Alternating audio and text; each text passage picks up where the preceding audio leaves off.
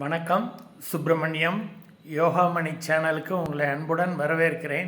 இன்றைக்கி சமையல் குறிப்பில் நம்ம பார்க்க போகிறது தேங்காய் பால் சாதம் எப்படி செய்கிறதுன்னு பார்க்கலாம் வாங்க. அனைவருக்கும் அன்பு வணக்கம். திருமதி சுப்பிரமணியம். இன்றைக்கி லஞ்சுக்கு நம்ம செய்ய போகிறது தேங்காய் பால் சாதம்.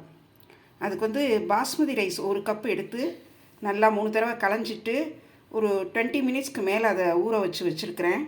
அடுத்தது கொஞ்சம் வெங்காயம் நல்லா நீல வாக்கில் மெல்லுசாக அரிஞ்சு வச்சுருக்கிறேன். 2 பச்சை மிளகாய் 2ஆக நறுக்கி கீறி வச்சுருக்கிறேன். தேங்காய் பால் ரொம்ப திக்காகவும் இல்லை, ரொம்ப தின்னாகவும் கிடையாது. ஒரு மூடி மீடியம் சைஸ், அதாவது கொஞ்சம் சின்ன தேங்காய்னே சொல்லலாம். 1 மூடி எடுத்து அதை பிழிஞ்சு தேங்காய் பால் எடுத்து வச்சுருக்கிறேன். ஒரு 1.5 கப்பு அளவுக்கு வரும்.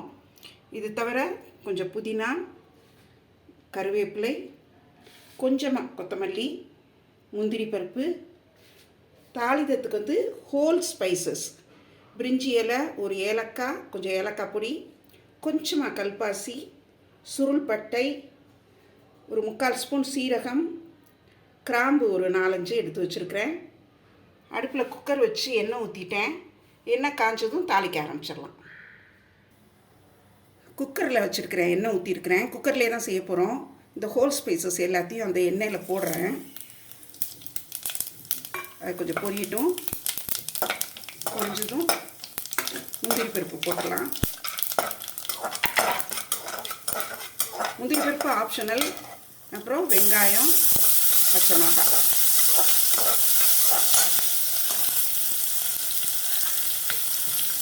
அடுத்தது கருவேப்பிலை போட்டேன். கருவேப்பிலை அது எல்லாமே அந்த எண்ணெயில் வெடிச்சது. டீ கொஞ்சம் இறக்கி விட்டுருக்கேன். லோ ஃப்ளேமாக வச்சுருக்கிறேன். ஏன்னா வெங்காயம் கருகிடக்கூடாது இல்லையா, அதனால் கொத்தமல்லி போட்டேன். புதினாவும் போட்டாச்சு. இது எல்லாத்தையும் நல்லா ஒரு கிண்டிட்டு, இது எண்ணெய் சூடாக இருக்கிறதுனால எல்லாமே உடனே வதங்கிடும். கொஞ்சம் இஞ்சி பூண்டு விழுது சேர்த்துடலாம். அது ஒரு ஸ்பூன் அளவுக்கு போடலாம்.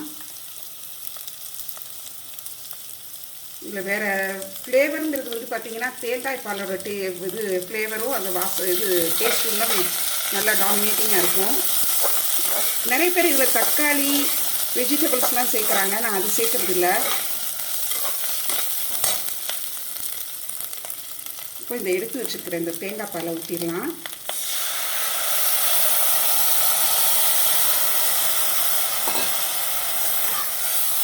நல்லா கலந்து விட்டுக்கலாம்.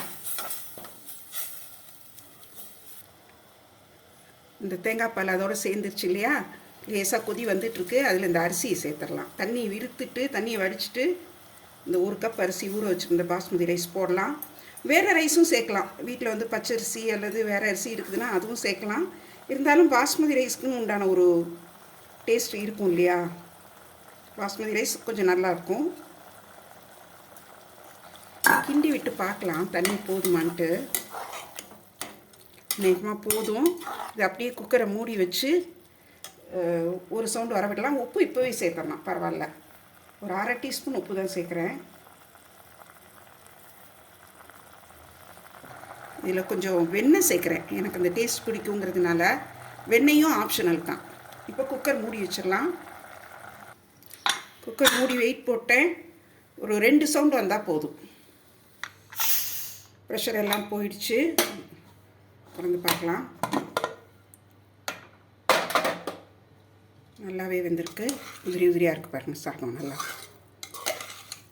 நல்லா கரெக்டான அளவில் தேங்காய் பால் வச்சு சவுண்டு, குக்கர் சவுண்டு அவங்கவுங்க வீட்டு குக்கருக்கு தகுந்த மாதிரி ஒரு 2 சவுண்டோ அல்லது தீ இறக்கி விட்டு ஒரு 10-12 நிமிஷம் கால்குலேட் பண்ணி வச்சிங்கன்னா இந்த மாதிரி நல்லா பொலன்னு வந்துடும். வாசனையாக இருக்குது. எல்லாமே சேர்த்துட்டோம். இப்போ எடுத்து பரிமாறிடலாம். பரிமாறதுக்கு எடுத்து வச்சிடலாம்.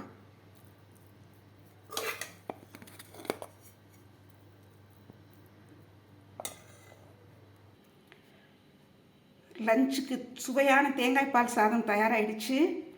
இது நீங்களும் செய்து பாருங்கள். ரொம்ப ஈஸியாக செய்திடலாம். தேங்காய் பால் நல்ல உடம்புக்கு நல்ல குளிர்ச்சி தரக்கூடிய ஒன்று.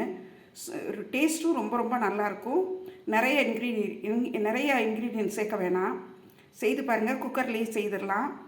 இந்த வீடியோ உங்களுக்கு ரொம்ப பிடிச்சிருக்கும். இது லைக் பண்ணுங்கள், ஷேர் பண்ணுங்கள், எங்கள் யோகாமணி சேனலுக்கு சப்ஸ்கிரைப் பண்ணுங்கள். நன்றி, வணக்கம்.